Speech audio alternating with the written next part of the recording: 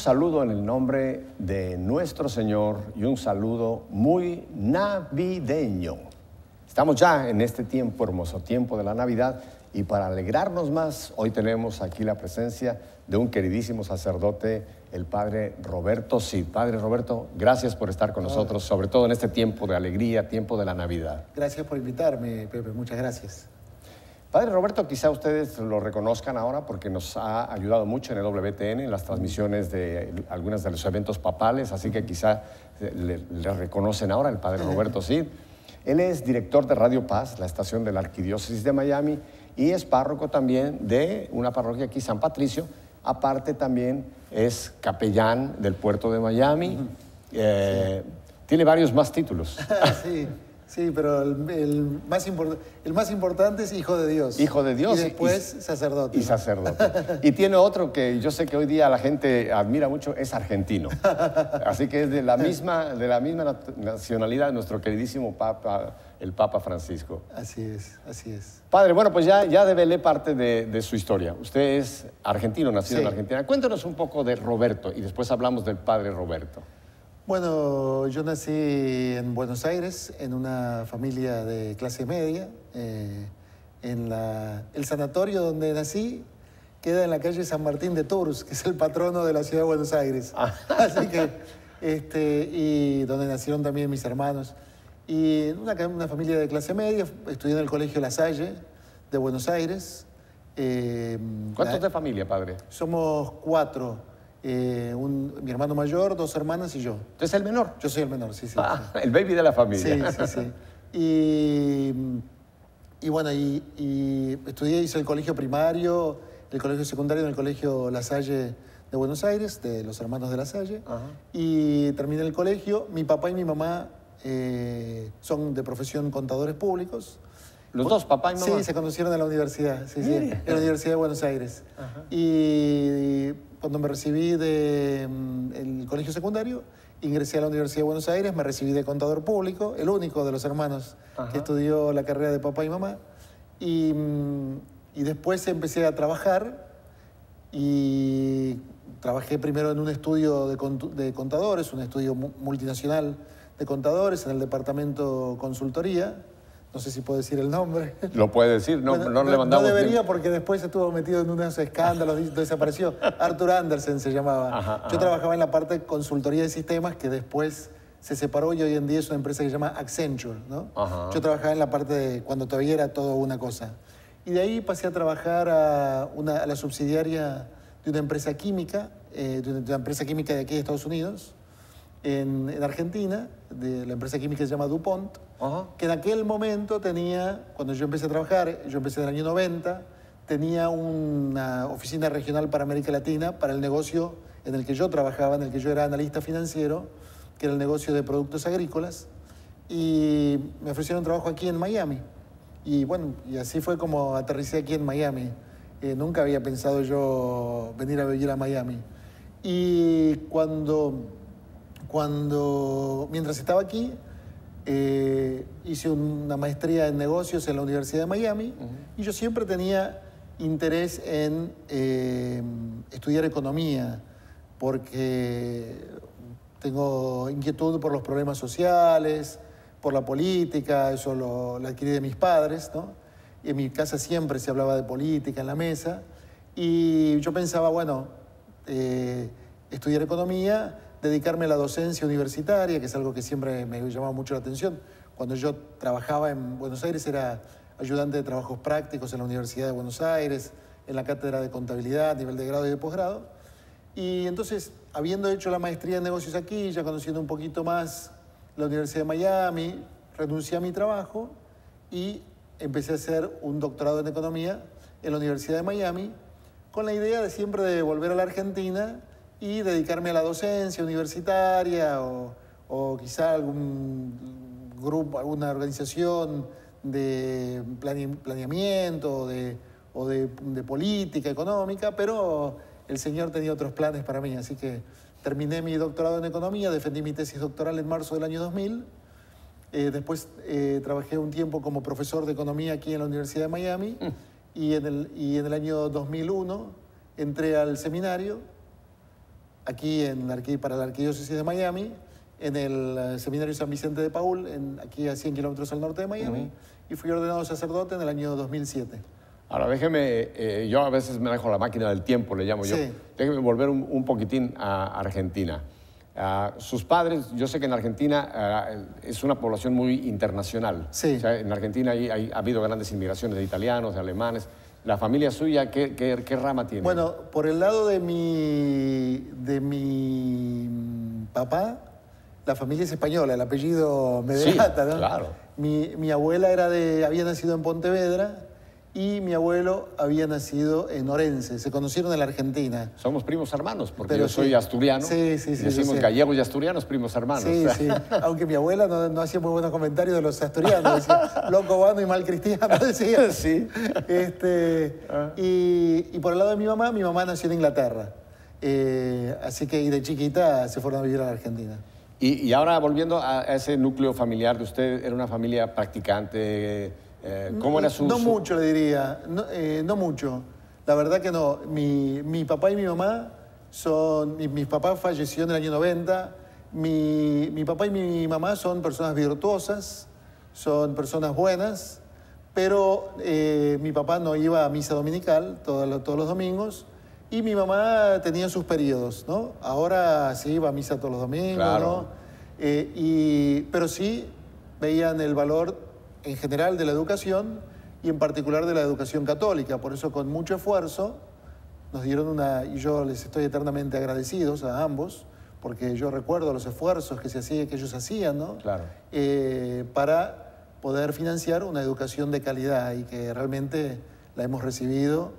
Y en ese sentido, por un lado, yo le estoy eternamente agradecido a mis padres por el esfuerzo, ¿no?, para darme una educación, y a los hermanos de La Salle, que me dieron una educación fabulosa, ¿no? Integral, humanista, ¿no? Correcto. Le hago esta pregunta porque ya nos llevó usted a este momento en que usted ingresa a un seminario ya respondiendo a un llamado que usted escucha del Señor. Esta semilla de la fe, ¿usted dónde la ubicaría? Bueno, ¿En el es cole? un camino muy sinuoso el que me llevó a mí al seminario. A ver, cuéntenos. Porque, como le dije, entré al seminario en el año 2001. Yo tenía, cuando entré al seminario, 35 años, ¿no? O sea, es lo que nosotros llamamos hoy día una vocación tardía, en cierto sentido. Yo lo que creo es que el Señor llama... Yo lo que creo es que en nuestro tiempo, y no lo digo con orgullo, lo digo con vergüenza, ¿no?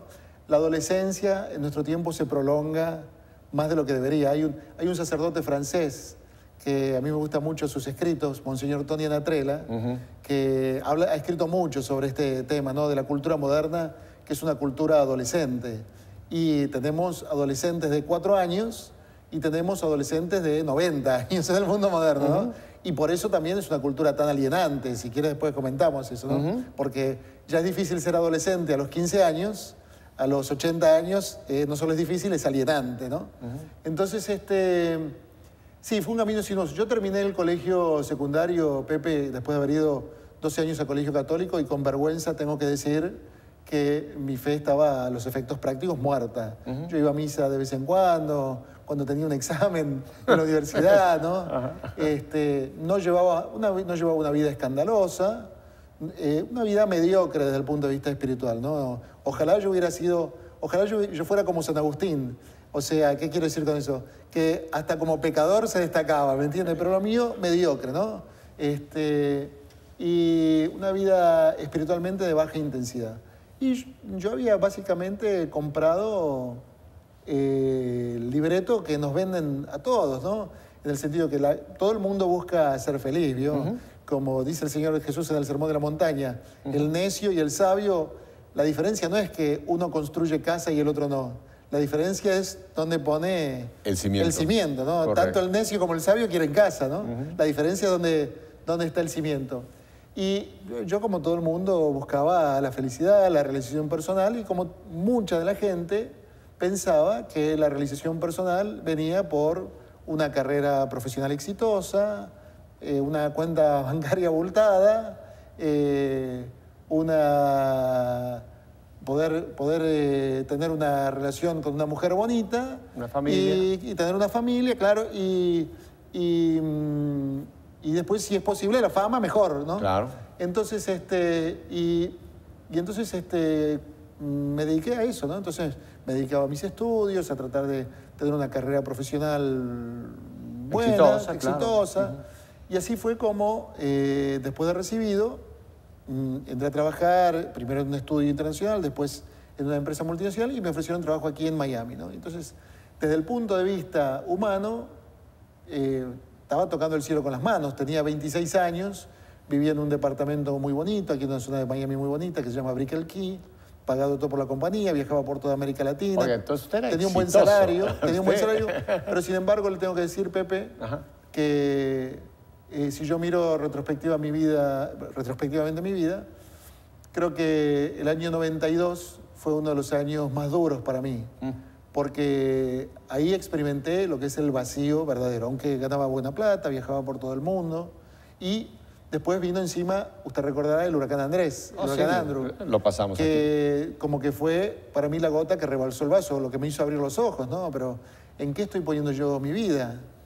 Y después, a partir de ahí, la gracia, todo es gracia, porque entonces el Señor puso personas en mi camino que me fueron ayudando a recuperar el rumbo verdadero, ¿no? ¿Cómo vino esa ayuda? Bueno, de muchas maneras. Mire, por ejemplo, en primer lugar, a través de mi familia, que me hizo sentir el amor, porque yo conversaba con mi madre, con mis hermanos. Mi papá ya había fallecido. Conversaba con mi madre, con mis hermanos, y yo les comentaba ese vacío que yo sentía en mi vida, y lo que recibía era constantemente amor, expresiones de amor, ¿no? Y entonces me empecé a dar cuenta que en realidad lo que da sentido a la vida es el amor, ¿no? El amor verdadero, el amor incondicional que uno experimenta en la familia. Y a partir de ahí empecé también a ir descubriendo, también en principio fortuitamente, porque mi hermana en esa época, la mayor de mis hermanas vivía en Atlanta, y venía cuando había fines de semana largo a Miami, y me dice, me gustaría ir a misa. Bueno, yo te acompaño, ¿no? Y entonces iba a misa cada tanto, iba a misa, por ejemplo, en el aniversario de la muerte de mi padre, cuando era el cumpleaños de mi padre. Y después conocí también en un viaje por trabajo a Honduras, a San Pedro Sula, conocí una azafata y con la que conversando me dijo, bueno, mira, yo te acompaño a misa, y a partir de ahí empecé a ir a misa todos los domingos, ¿no? Conversando sobre temas de religión. Y después conocí un sacerdote que me fue acompañando, y finalmente en el año 98, después de 4 años, porque empecé a ir a misa en el año 94, cuando fui con esta azafata que conocí en un vuelo a Honduras, en el año 98 me fui a confesar, después de no sé cuántos años, empecé a comulgar.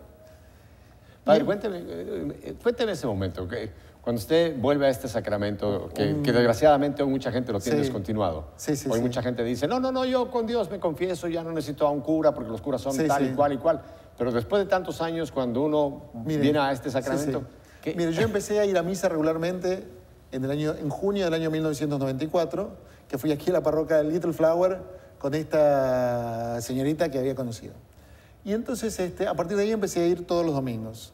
Pero obviamente no comulgaba porque tenía que confesarme. Imagínense, había pasado como fácil 10 años que yo no iba regularmente a misa, para empezar, ¿no?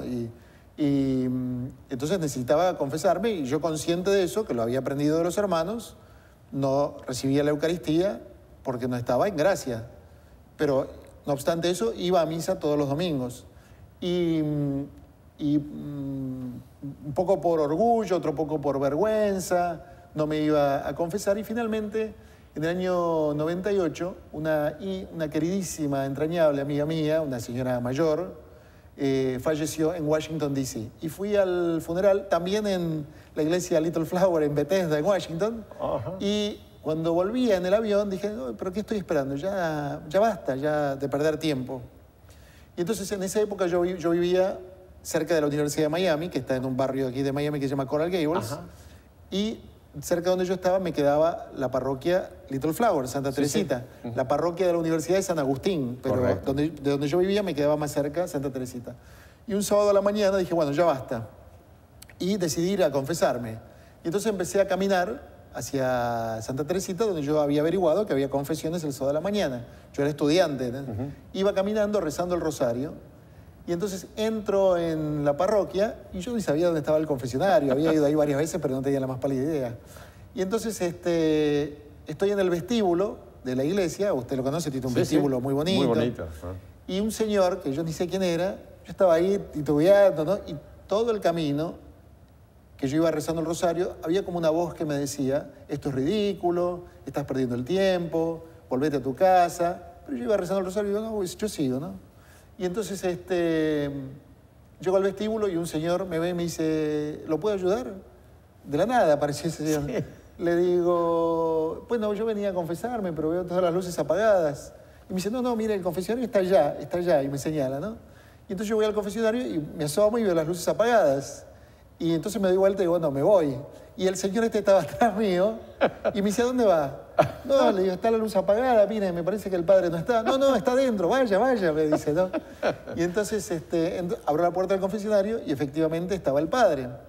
Pero yo quería confesarme en forma anónima. Claro. Y justo había entrado del lado que uno quedaba cara a cara. Y entonces le digo al padre, le digo al padre, ay, padre, le digo, ¿usted habla español? En inglés le digo, ¿usted habla español? No, me dice el padre, un padre viejito, el padre Frigo, y que venía a Little Flower a ayudar porque creo que la hermana era religiosa en la congregación que tiene a cargo la escuela. Me dice, le digo, bueno, yo quería confesarme en español. Me dice, no, pero si habla bien inglés, quédese, me dice. Entonces ahí le empecé mi confesión. El padre me ofreció ayudarme en hacer una buena confesión. Le dije, hace como 10, 15 años que no me confieso. El padre me ayudó a confesarme. Y me quedó el padre, la penitencia que me dio, me quedó grabada. Porque me dijo, andá ahí afuera y decirle al Señor Jesús, con todo tu corazón, con toda tu alma, con cada fibra que hay en vos, Señor Jesucristo, yo te amo. Más difícil que rezar 150 Padre Nuestro, ¿no? Seguro. Y otra cosa que me acuerdo, me dio algunos consejos para la vida espiritual, el padre, que todavía los atesoro. Uno de ellos fue, anda a confesarte periódicamente, no, ni que hablar si tienes una caída, pero igual de todas maneras anda a confesarte periódicamente, no dejes pasar mucho tiempo. Y cuando terminó de darme la absolución, me extendió la mano y me dijo, bienvenido a casa. Wow. Y nada, como el abrazo del padre. Yo todavía lo recuerdo. Y de hecho yo, en mi ministerio sacerdotal, lo copio al padre Frigo. Y cuando viene una persona que hace mucho tiempo que no viene a confesarse, cuando termina, le doy la absolución, le digo lo que me dijo a mí el padre Frigo. Bienvenido a casa, ¿no? Bueno, y entonces Ese gesto me encanta. No lo había oído nunca, padre Roberto, pero me encanta porque en ese momento que usted lo comentó, me vino la imagen de ese padre que abraza a ese hijo, ¿verdad? Cual. Y así lo sentí yo. No lo recrimina, sino le dice, toma la túnica, toma el anillo, toma las sandalias. Esta es tu casa. Así lo sentí yo. Y entonces, bueno, a partir de ese momento... Oiga, esperen una cosa. Después hice mi primera comunión, si usted quiere. Antes de irnos de Little Flower, ¿y ese hombre que tanto lo fue guiando? No lo vi nunca más, ni sé quién era. ¿Nunca le vio si tenía alas? ¿Nunca le llegó? No. ¿No resplandecía un poco? Era un hombre común y corriente, ¿no? Y entonces me volví a mi casa alabando a Dios, ¿no? Glorificando a Dios, porque salí del confesionario renovado, ¿no? Limpio. Limpio, claro. Con la túnica, el anillo y las sandalias. Claro, y entonces eso fue el sábado, el domingo fui e hice mi primera comunión. Así que, qué hermoso. Así que sí, en el año 98, sí. Ajá. Y bueno, y después a partir de ahí, también la gracia de Dios, ¿no? Un deseo de conocer más a Dios. Finalmente un día junté coraje, yo iba a la parroquia, después yo iba habitualmente, aunque vivía por la zona de Coral Gables, iba a misa dominical aquí a Key Biscayne, a Santa Inés, Santa Agnes. Y un día tomé coraje, fui a hablar con el padre, le pedí una cita, fui a hablar con el padre, eso antes de mi confesión, ¿no? Le conté lo que yo pensaba y él me sugirió algunos libros, me sugirió unas lecturas. Y después de mi confesión y después de empezar a comulgar, fui conociendo más y más a Jesucristo, a la iglesia, que aunque yo era católico de cuna y había 12 años a colegio religioso, muchas cosas no estaban ahí. Claro, porque cuando uno es niño, a uno le presentan a la iglesia de Jesús a un nivel adecuado para un niño, que todo eso está bien, ¿no? O sea, para un niño, pero terminamos el colegio secundario y nos quedamos con lo que aprendimos de niño o de adolescente. Claro. Y entonces después, claro, de grande hay muchas cosas que uno no entiende o además en el contacto con la cultura secularizada y con la realidad, uno pierde un poquito el rumbo y no conoce y francamente no escucha, no le lleva el apunte a lo que dice el Papa, por ejemplo, ¿no? O lo que dice el Papa lo lee a través del diario secular, que da una visión muy, muy distorsionada. Desvirtuada, claro. Lo vemos a diario, por ejemplo, con el Papa Francisco. Seguro. Mismo usted lee los titulares que ponen en el diario y lee después la misma crónica y con todo lo mala y superficial que es la crónica, se da cuenta que no tiene nada que ver con el titular, ¿no? Correcto. Entonces, así que bueno, y a partir de ahí, un camino de ir cada vez desear más encontrarme con Jesús. Ya estaba ese y empezar a tener conflicto, inquietudes vocacionales. ¿Ya estaba usted en el conflicto de sentir este vacío que a pesar de la Eso ya carrera... había pasado, eso ya había pasado. Se superó. Eso en el año 92, ¿no? Que el amor de mi familia y después el haber encontrado a Jesús, a la iglesia, claro, ¿no? Y después, por supuesto, con la Eucaristía, la confesión de la Eucaristía, ni le cuento. Pero después, a partir de que hice esa primera comunión, empecé a tener inquietudes vocacionales, ¿no? ¿Cuándo es que se le ocurre? ¿Cómo es que viene un hombre que, como usted lo ha mencionado, un hombre que está pues, en lo que el mundo llama la fama, una buena carrera, en fin, todo un porvenir por delante? ¿En qué momento se le ocurre a usted? Bueno, no se le ocurre, que Dios le pone ese llamado a una vida totalmente diferente, que es una entrega total, renuncia a todo esto para ir al servicio de Dios en su iglesia, ¿no? Yo no puedo, como el Papa Francisco, decir un momento, aquí, momento, no. Yo lo que puedo decir es un camino, proceso, ¿no? Un camino, sí, con momentos en que veo cómo la gracia me va acercando al Señor. Por ejemplo, cuando se manifiesta el amor de mi familia, ¿no? De la manera que se manifestó en un momento que yo pasé muy duro, profesionalmente bien, pero interiormente, ¿no?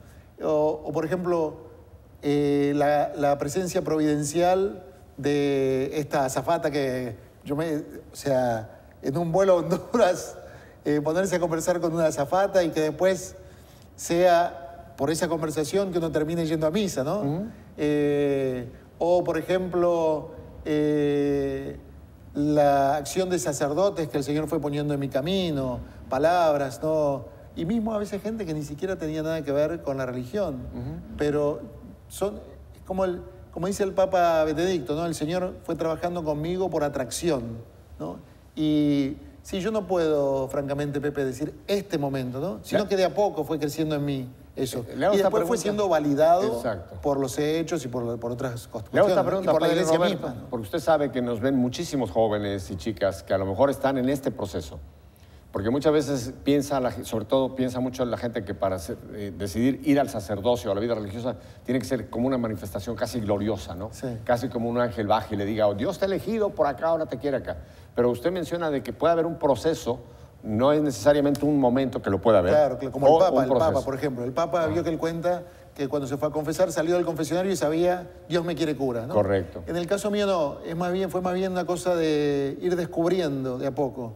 Y después que fue validada por distintos hechos y en última instancia por la iglesia. Porque cuando uno va al seminario es un proceso de discernimiento mutuo. Es el discernimiento del que se presenta, del seminarista, que siente una moción interior del espíritu, pero que en última instancia tiene que ser ratificada por la iglesia, que tiene la última palabra, ¿no? Porque incluso usted lo sabe que puede haber casos de alguien que quizá ha sentido ese llamado hacia una entrega sacerdotal y hay un discernimiento que quizá no es realmente. Claro, puede ser válido, o sea, la iglesia... Puede ser eso, o puede ser que recibió el llamado y lo perdió.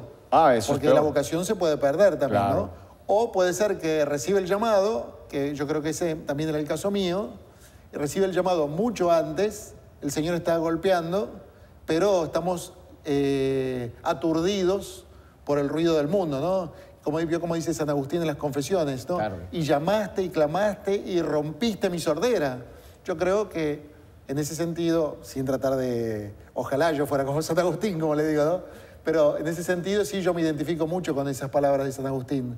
Después de que él tiene su conversión, vio ese pasaje tan bonito de las confesiones, tarde te amé, belleza tan antigua y tan nueva.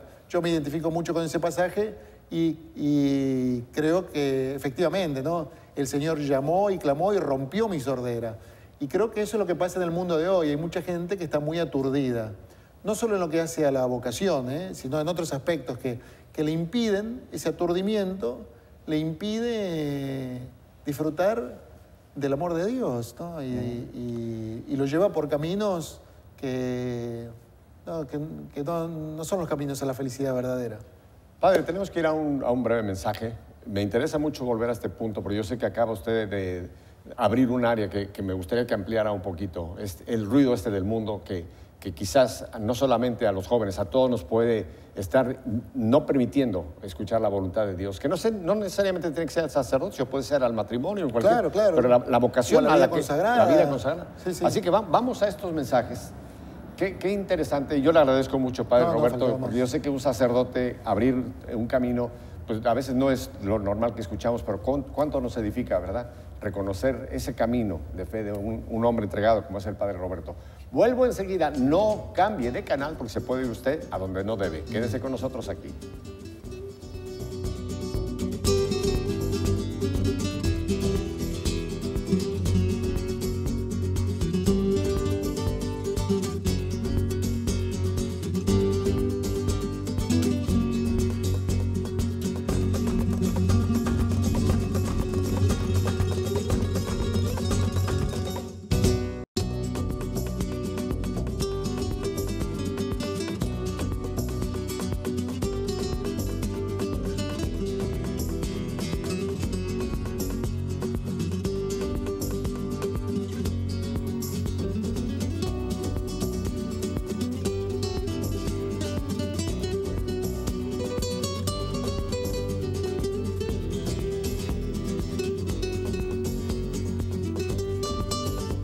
Padre Roberto, usted nos esbozaba algo que creo que valdría la pena ampliarlo un poquito, porque creo que se aplica a este mismo tiempo que estamos viviendo, un tiempo litúrgico hermosísimo como es Navidad, y como que la gente ha perdido estos tiempos litúrgicos, la riqueza, la importancia que hay para nosotros, porque el mundo nos ha embullado, ¿no? Ha cambiado todo el sentido de la Navidad, hoy día todo se ha convertido en mercantilismo, en compras, en fiestas, en un ruido que el mundo nos hace que no nos permite escuchar lo que Dios nos habla por estos tiempos, por la iglesia. ¿Cómo define usted este ruido que usted mencionaba? Bueno, sí, es un aturdimiento generalizado. Estamos muy agobiados, ¿no? Decía, los obispos de Argentina en el año 2001, cuando fue la gran crisis política, económica, social, institucional, prepararon una oración que decía, nos sentimos heridos y agobiados, ¿no? Y yo creo que eso es una descripción del hombre moderno en general. Hay un gran sentimiento de agobio en toda la gente, ¿no? Y mucha gente ni siquiera se da cuenta de cuál es la causa de tanto agobio. Yo le comentaba la obra de este sacerdote francés, Monseñor Anatrella. Tiene un libro muy, muy interesante que se llama Contra la sociedad depresiva. Contra la sociedad depresiva. Sí, y él dice que nuestra cultura contemporánea es una cultura muy alienante. Él es, además de ser cura, es psicólogo social, ¿no? Es muy alienante porque por muchos motivos y por muchos factores vivimos en una cultura que es esencialmente adolescente, narcisista, ¿no? Y en parte tiene que ver también con intereses creados, porque usted sabe que el adolescente es el consumidor conspicuo por excelencia. ¿No? Si hay alguien que es consumidor conspicuo, es el adolescente. Entonces, hay que mantener a todo el mundo en una especie de adolescencia perpetua, precisamente para que participen de la sociedad de consumo como consumidores conspicuos, ¿no? Y como yo le decía antes, ¿no? Si es difícil ser adolescente en los años de la adolescencia, tratar de vivir como adolescente cuando uno tiene 40, 50, 60 años, es alienante. Y llevar a un niño de 4 años o sea, acelerarlo hacia la adolescencia es francamente cruel. Y esos son los tiempos que vivimos, ¿no? Y es todo, es como dice el Papa Francisco, está todo un poquito pasado de rosca. Y eso hace que haya un gran aturdimiento, una sensación de agobio entre la gente que es manifiesta, ¿no? Además de que afecta las relaciones sociales. Claro. ¿No? Porque porque la adolescencia es, una de las características de la adolescencia es el narcisismo. Y vaya si hay narcisismo. ¿Cómo define usted el narcisismo? O sea, es estar mirándose el ombligo, digamos. Centrado en sí mismo. Sí, o sea, el ego... Vuelto totalmente sobre sí mismo. Correcto. ¿No? En una actitud de un individualismo radical, infantil, ¿no? No quiero usar de vuelta la palabra adolescente, y lo vemos a diario, se manifiesta, como dice Ana Trella, se manifiesta de una manera obvia en la forma en que vivimos nuestra sexualidad, que se vive de una manera adolescente, ¿no? Narcisista. Pero también se manifiesta en otros ámbitos de la vida en sociedad, ¿no? Fíjese usted, por ejemplo, lo que es la política, ¿no? Que en vez de ser servicio al bien común, se convierte en una búsqueda del poder por el poder mismo, por una cuestión de vanidad, ¿no? Y entonces se presenta la negación de la política como el nuevo paradigma de la vida política y de la acción política, lo cual es una tontería, es un disparate. O fíjese usted cómo en el mundo empresario no hay ningún tipo de límite, ya sea en lo que hace a las relaciones interpersonales o se declama, ¿no? Se crean programas de, entre comillas, responsabilidad social empresaria como parte de agendas de marketing, pero después una compañía minera derrama millones de litros de cianuro en el río y no le interesa nada, o otra compañía miente sobre sus motores, qué es lo que hace, no dejan de hacer sus motores, y todo porque hay una gran desorientación sobre el significado de nuestra humanidad. Bueno, el Papa Francisco habla de eso en su encíclica Laudato Si, ¿no? Cuando habla de ese antropocentrismo desviado y dice, la crisis del medio ambiente, en el fondo, es reflejo de una crisis más profunda, una crisis humana, una crisis de humanidad, de la que también hablaba el Papa Benedicto, ¿no? Que de hecho el Papa Francisco cita profusamente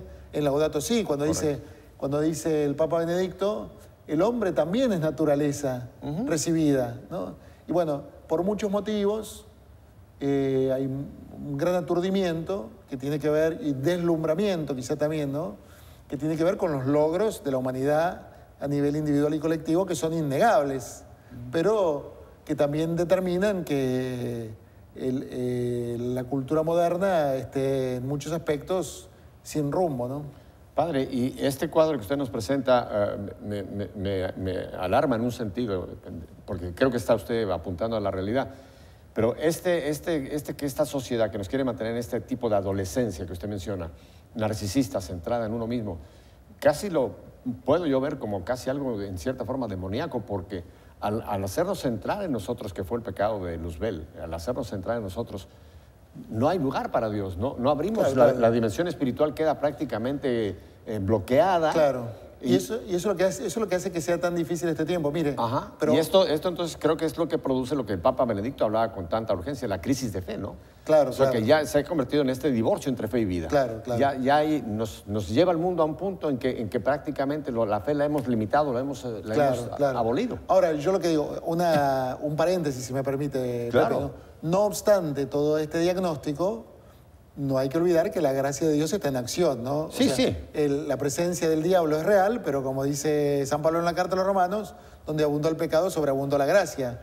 Y la gracia sigue actuando. Usted, o sea, yo le conté mi historia personal.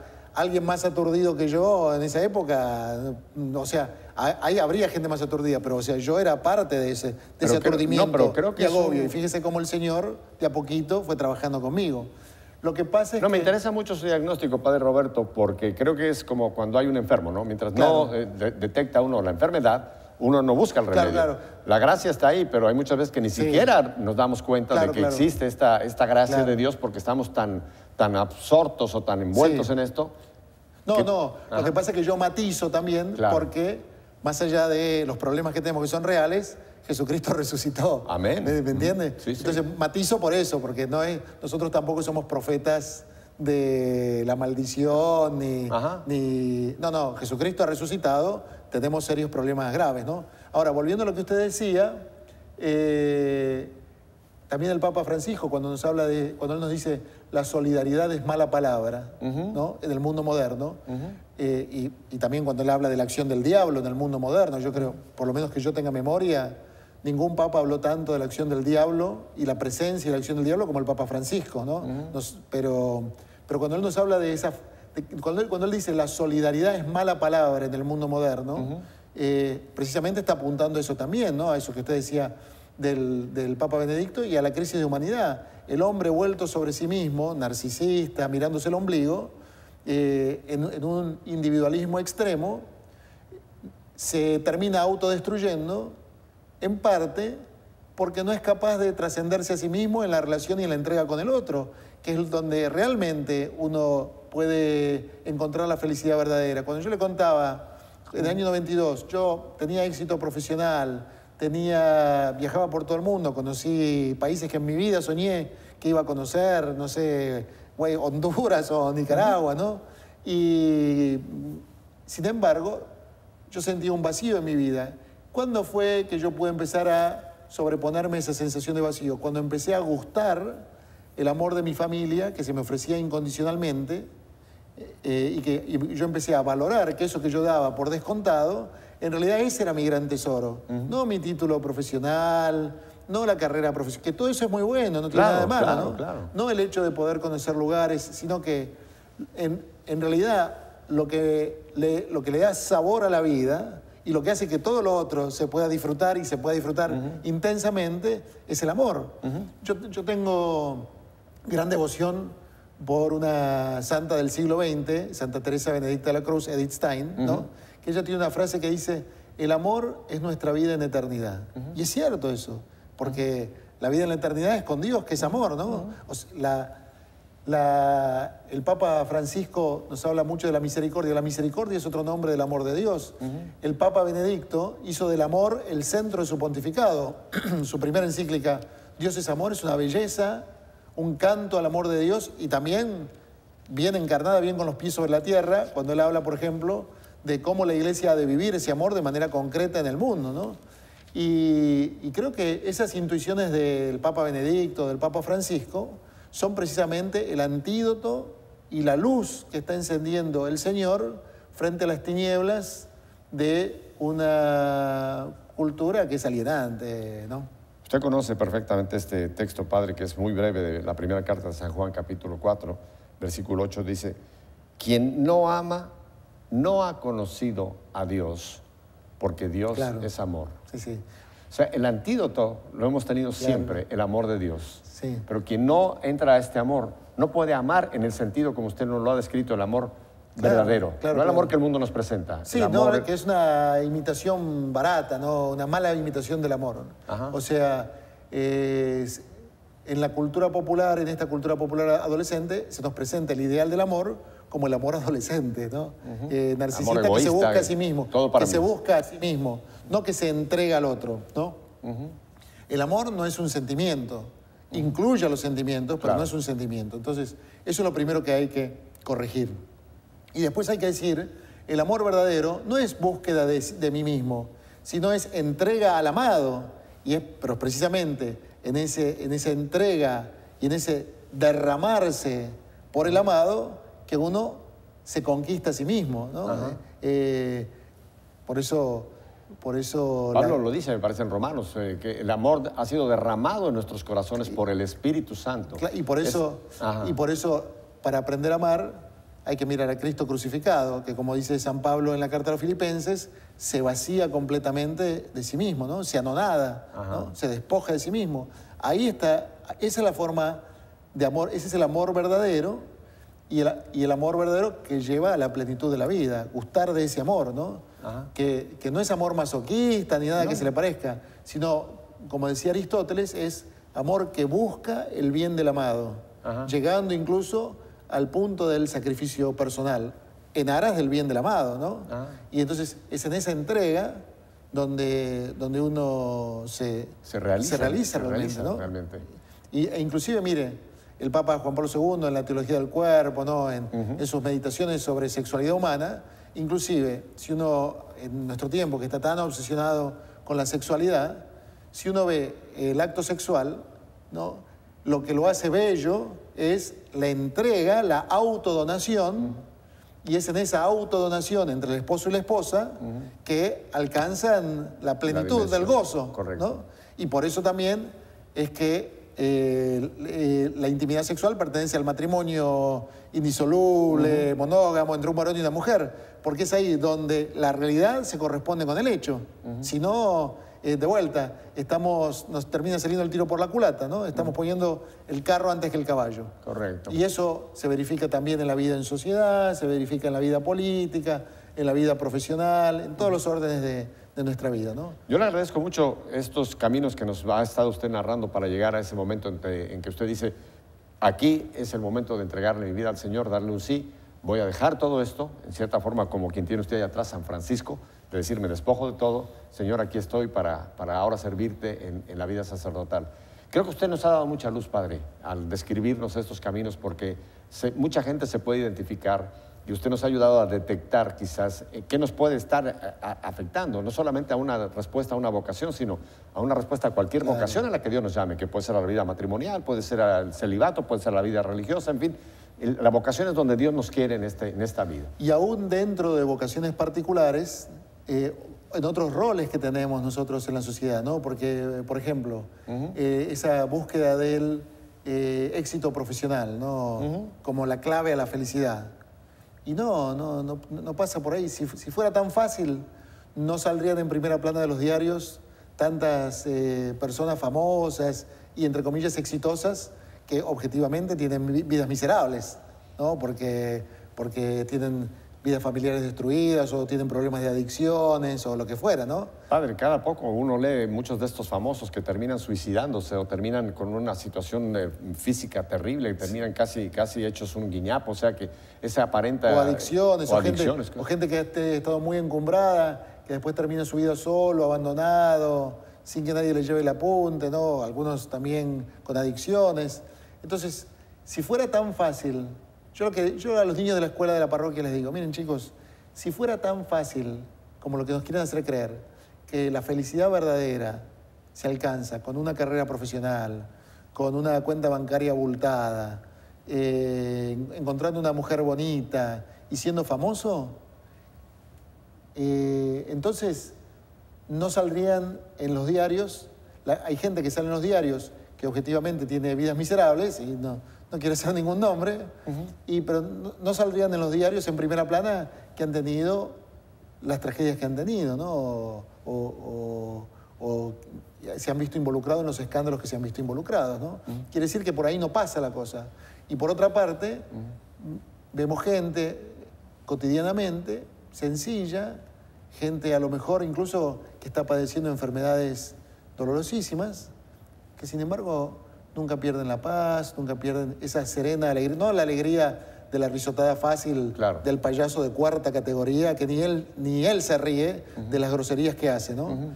Digo, la alegría serena del cristiano, del que sabe que su esperanza se funda en algo real, concreto, firme, en una roca sólida, y que no importa las circunstancias, nadie lo puede, como de vuelta San Pablo en la carta a los Romanos capítulo 8, ¿no? ¿Quién podrá separarme del amor de Cristo? Pero para eso hay que gustar el amor de Cristo, que se nos ofrece, que Dios está, Jesucristo, como dice en el Apocalipsis, estoy a la puerta y llamo. Pero hay que buscar un espacio de silencio para poder escuchar eso, ¿no? Para esas palabras. Yo como la canción de Frank Sinatra, Te llevo bajo mi piel, ¿no? ¿Sí? Que me grita en el oído, que constantemente me grita en el oído.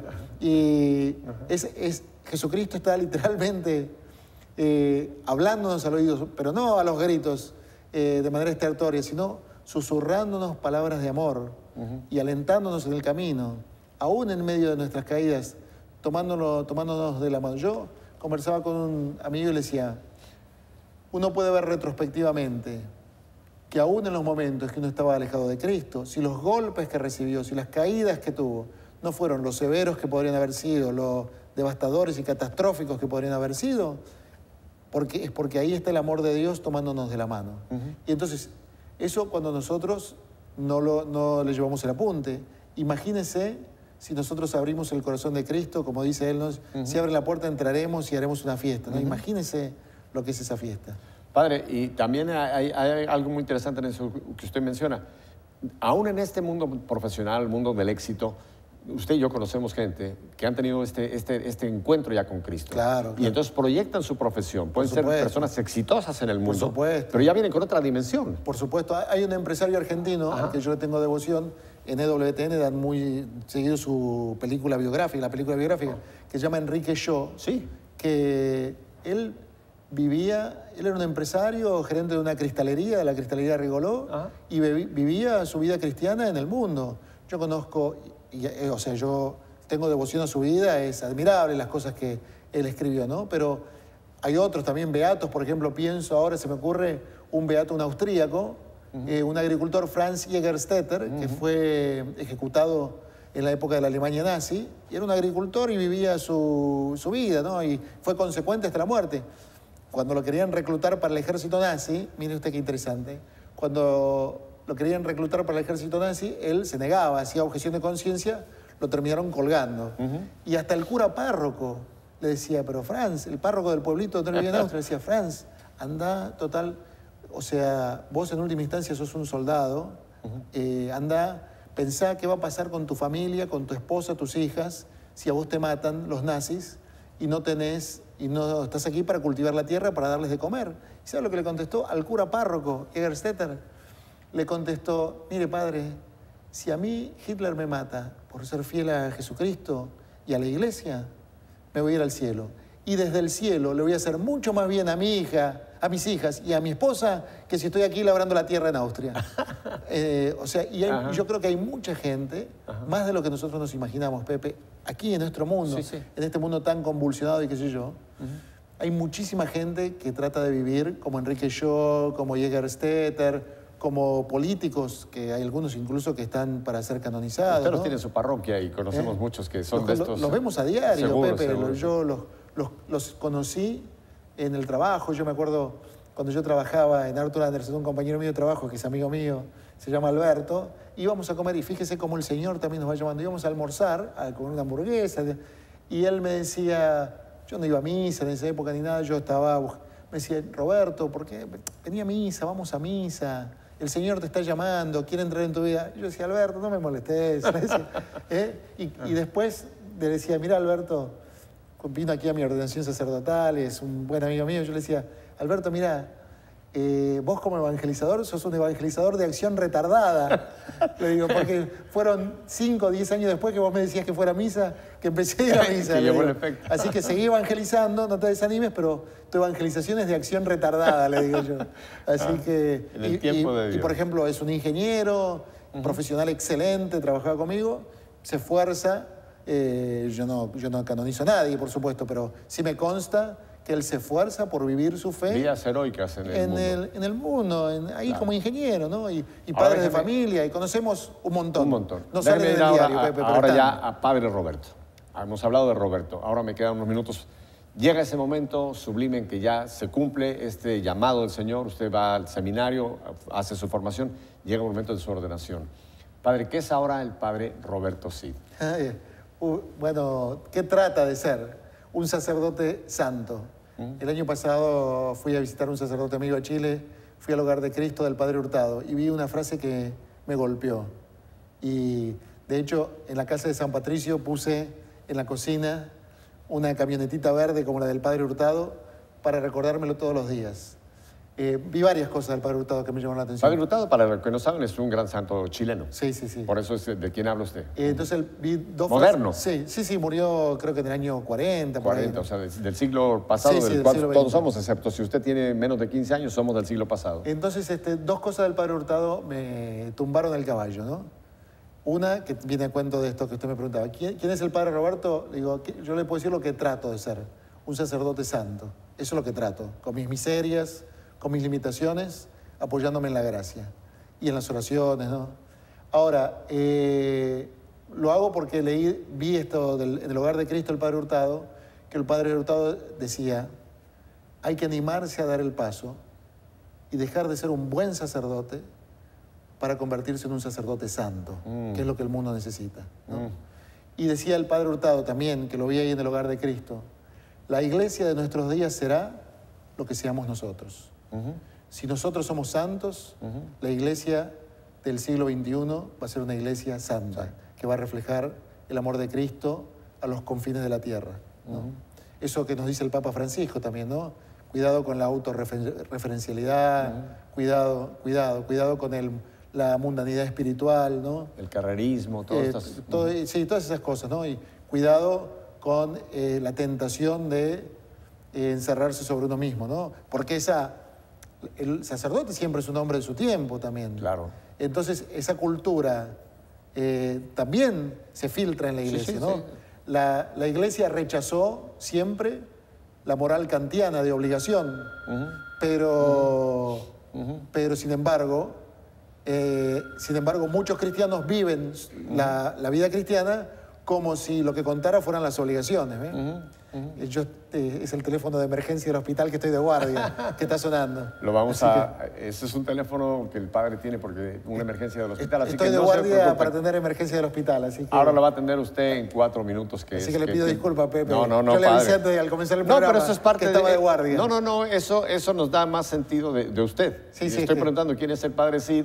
Alguien que tiene también que atender un hospital y ahora lo están llamando, o sea que es parte de usted. Ese es el teléfono. Me alegro que sonó el teléfono. Es el teléfono de la guardia del hospital porque tenemos una guardia sacerdotal de 24 horas en la parroquia porque tenemos un hospital en el territorio. Pero mire, yo le pregunté quién es el padre Cid, ahí hubo parte del padre Cid, este servicio que presta usted como sacerdote. Claro, porque ante todo sacerdote, ¿no? Ante todo ser presencia de Cristo. San Juan de la Cruz decía, religioso y estudiante, el religioso delante, ¿no? O sea, antes que nada, el sacerdote tiene que ser presencia de Cristo, disponibilidad de Cristo, ¿no? Eso a lo que el Papa Francisco nos exhorta también, a dejarnos, entre comillas, importunar por las demandas de la gente, ¿no?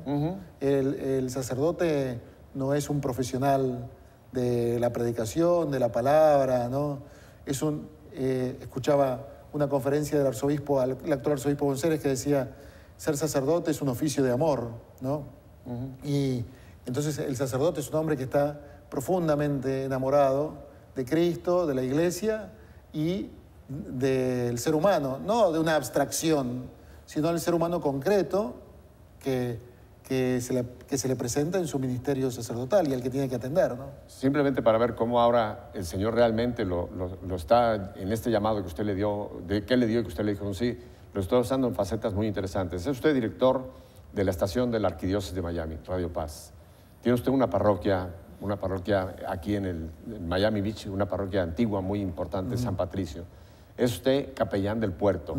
Cuéntanos, capellán del puerto. Bueno, eso es algo fortuito también, pero sí, ahí existe, que para mí también fue un descubrimiento, un ministerio en la iglesia que se llama el Apostolado del Mar, que forma parte de la pastoral de migrantes e itinerantes.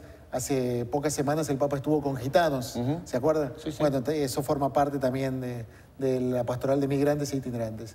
Y el arzobispo me designó a cargo del centro Estela Maris en el puerto de Miami, que por diversos motivos había sido cerrado y me pidió si yo podía ayudarlo a reabrirlo. Y con la colaboración de mucha gente, muchos voluntarios, el esfuerzo de muchos y también de gente de la parroquia San Patricio, lo pudimos reabrir ya hace casi 3 años. Aparte también es usted, tiene otro título más por ahí. Digo, no título, sino otro servicio. Aparte de Radio Paz, su parroquia, el puerto de Miami, ¿qué otro? No. La escuela. Porque... Bueno, la parroquia tiene una escuela. Una escuela. La parroquia tiene una escuela, tiene una guardería y en el territorio de la parroquia hay un hospital bastante grande. ¿Y le queda tiempo para comer? Sí, fíjese, eso se nota. Eso se nota, miren. Pero padre, que me queda tiempo para comer se nota. En este minuto que me queda, simplemente, usted ahora está realizado. Bueno, le diría que estoy contento. Creo que la realización plena en el cielo. Bueno, por supuesto, O sea, no quiero tampoco que la gente piense que yo tengo las respuestas para todo, que no tengo mis luchas, que no tengo mis dificultades, que no tengo miserias, ¿no? Las tengo como las tiene todo el mundo. Ahora, en el sentido de... Sí, lo que sí siento es que más allá de los contratiempos, de las luchas, de las desilusiones, de las idas y vueltas, sí me siento amado por Dios. Eso lo puedo decir con certeza. El tiempo se nos ha ido, Padre Roberto. Usted sabe que la televisión es asesina, el tiempo se nos ha ido. Yo le agradezco de todo corazón el que usted nos abrió su vida. Ahora conocemos mucho más a quien conocemos en Radio Paz, conocemos en etcétera, porque ahora lo conocemos íntimamente. Yo me uno a tantas personas que estoy seguro que en este momento quieren. Vamos a orar mucho por usted, Padre Roberto, Gracias. y por todos los sacerdotes. Lo necesitamos Y no le digo adiós, espero que en un futuro, en otro momento, lo volvamos a tener aquí para continuar hablando, porque hay mucha tela de algunos temas que me interesaría conversar con usted. Cuando quiera, siempre a sus órdenes, Pepe. Así que muchísimas gracias, Padre Roberto. Gracias por haberme invitado. A ustedes muchísimas gracias por haber estado con nosotros. Creo que se han enriquecido lo mismo que yo con la vida de este hombre de Dios. Ya saben, si Dios nos concede una semana más de vida, no pida más. Aquí los espero el próximo lunes. Mientras tanto, que la paz de Cristo quede con todos ustedes. Y como tengo un argentino, les digo, chao.